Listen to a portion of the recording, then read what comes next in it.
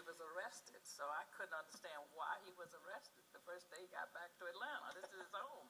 Yeah. And for hours, I did not know. And that was what it was. They had accused him of perjury. And, you know, that's a very serious crime.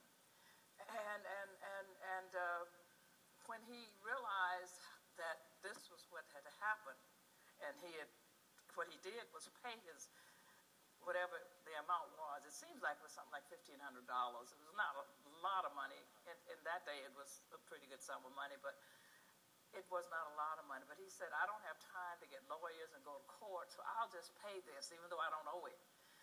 They said that by paying it, it was an admission of guilt. And so he got very depressed, extremely depressed. And he said, I will spend the rest of my life trying to prove that I didn't steal that money.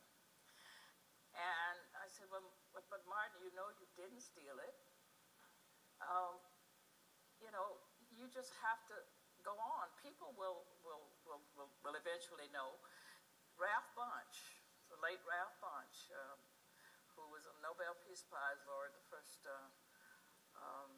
African-American, and who was the Undersecretary of the United Nations, said to him, Martin, it's the state of Alabama's word against yours. Now, who do you think people will believe?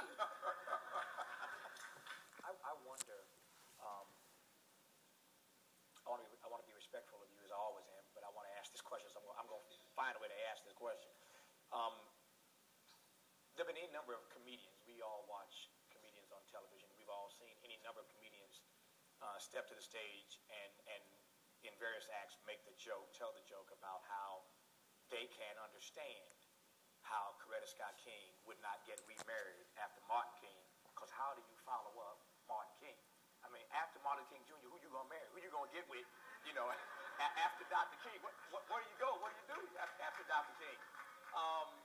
But on a serious note, I wonder why and whether or not it was a conscious decision for you to not remarry after all these years, because... Well, let me just say, why aren't you married? That's a good question.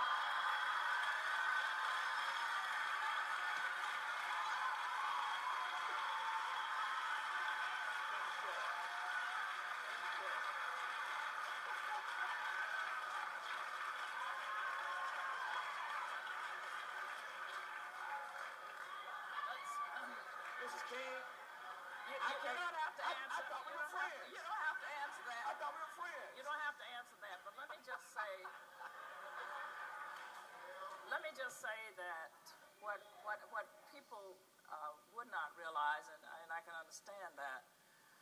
I married Martin Luther King Jr., whom whom I learned to love. It wasn't love at first sight.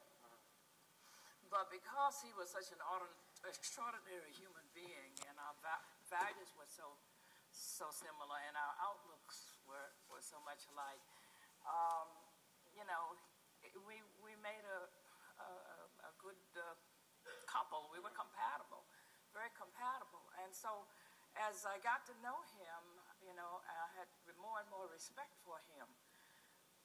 When we decided to get married, it was like marrying the man that I love. But as the cause began to, as we were thrust into the forefront of the cause,